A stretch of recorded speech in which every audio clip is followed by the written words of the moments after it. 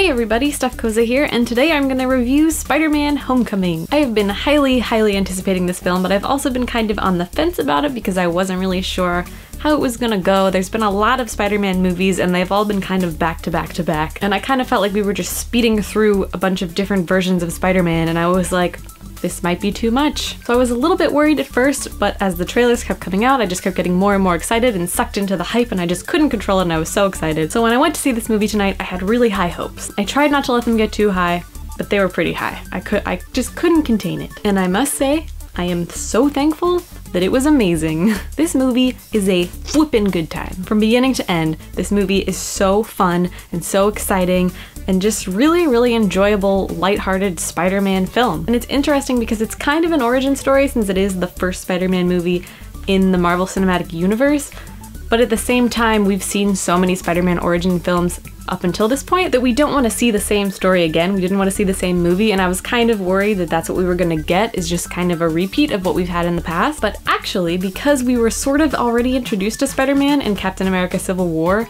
this was almost like a sequel? Some kind of hybrid between an origin story and a sequel, which is very strange, and I wasn't sure how that was gonna work, but I actually really liked it because it was different from every other origin story of Peter Parker that we've gotten, and it sort of played off of what he did in Civil War, but was also his own thing, and showing how new he was at it at the time, and showing his perspective of things. And you kind of see how new he is to this world, and how enthralled he is by everything going on around him, and how much he loves the Avengers, and how he looks up to them, and he's just like a little fanboy, and it's kind of adorable. And the best showcase of this is the very beginning of the movie, the intro. It's like this 5-minute introduction to the movie, and it is probably one of the best introductions to a movie I've ever seen. I loved it so much. I thought it was really funny and really cute and really showed what Peter Parker's personality is like. And it also just showed things from his perspective as opposed to other superheroes' perspectives, which you're used to, and it's very different, very naive and young and innocent, and I love it. So I guess you could say this story is kind of like the next step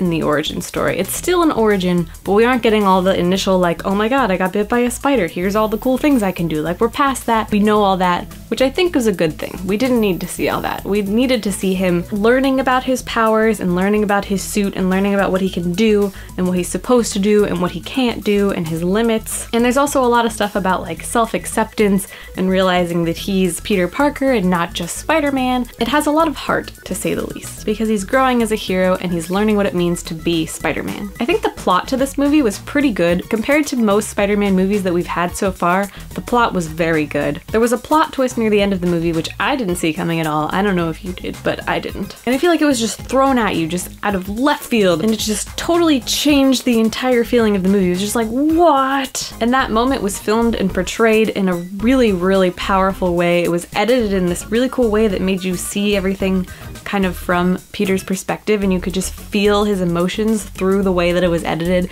And that happens a lot throughout this movie, and I really liked that style because it's like, I don't know, this movie had a lot of very close personal perspective with Peter, which I really liked seeing because as opposed to Civil War, he's kind of a side character, kind of in the background, kind of like a comedic relief sort of guy. But in this movie, he's the focus, and we feel what he feels and we see what he sees, and it's a really interesting different angle on everything. Because of that, this movie is also a lot more lighthearted than any other movie in the Marvel Cinematic Universe. It's very fun, very goofy, very funny, very child-friendly, which might be a turnoff to some people, but personally, I liked it. I liked that it was kind of cheesy and kind of hokey, because Spider-Man is very lighthearted. It's just the kind of person he is. He's a 15-year-old boy. This is a 15-year-old boy's movie. It's gonna be silly and stupid and goofy and whatever, and I really liked it. I think it was necessary to show this juxtaposition between Peter Parker being a young, naive 15-year-old high school student and being a superhero surrounded by this very dark, very cruel world. And it kind of parallels his struggle between being a teenage kid and being Spider-Man, and struggling with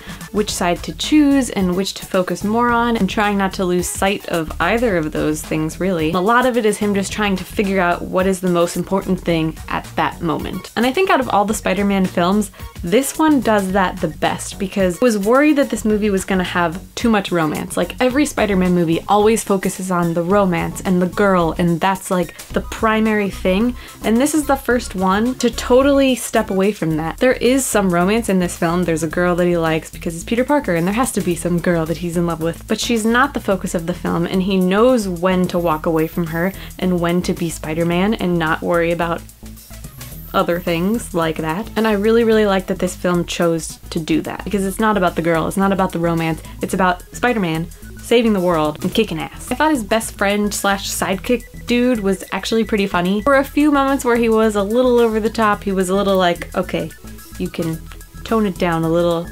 I know you're the goofy best friend, you don't need to be that every second of every scene. Overall, I thought his character was funny, it was cute, it was hokey, but in a kind of charming sort of way. That's kind of the tone of this whole movie. It's very much tailored to kids and young people, and I liked it because I like things like that, but it's not really in the same vein as the rest of the movies in this Marvel Cinematic Universe. I mean, it is kind of dark, there are some dark moments, but there isn't really any like crude humor, and there's not really any really intense violence. But even without that, it was a really, really, really good movie, and I really enjoyed it from beginning to end. I thought it was absolutely hilarious. I thought the dialogue was fantastic. I thought Peter Parker's dialogue in particular was really good. I loved all of his witty, sarcastic remarks as Spider-Man when he's just like shooting people in the face with webs, just making all these stupid comments, and it's Spider-Man, that's what he does. I feel like no movie has truly captured that until this film. Amazing Spider-Man was pretty good at that, but I think this is even better, and I think Tom Holland's performance as Spider-Man and Peter Parker was the best so far. I really, really liked Andrew Garfield, I really did, but I honestly think Tom Holland is the best Spider-Man I've ever seen.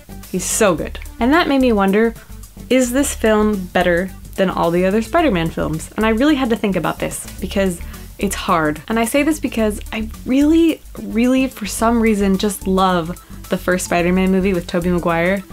I hate Tobey Maguire's Spider-Man. He's gotta go. He's the worst. But the script for that film was so good, and it was just, I don't know, everything about the story and the way it all worked and the villains and the dialogue, and it was really dark, and I don't know, I really liked that movie a lot. It was a completely different tone and different feeling and different experience than this film, so it's very difficult to compare the two, and I do think this Peter Parker is a million times better than that Peter Parker. And I think because of that, this might be better.